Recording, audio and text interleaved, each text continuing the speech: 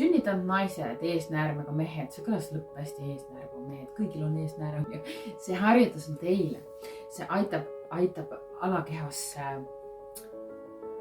taastada tundlikkust näiteks. Väga lihtne harjutus. Pane käed nii, nagu sa tahad ja pane oma hüppeliigesed ringe tegema.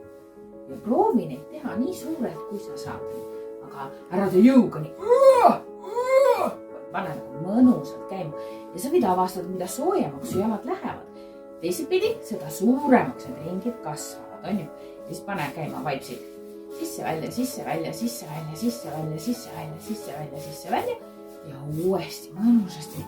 Ja sa võid isegi terve keha panna kaasa voolama, sest et sinu keha ei ole isoleeritud. Me kõik on meil omavahel ühendatud ja teisipidi. Sa võid tunda, lülita sisse tundmine. Sa võid tunda, mis sul seal liigub, mis sul siin liigub. Sa võid tunda, et liikumine läheb isegi siia ja liikumine läheb ka su kõlunditesse.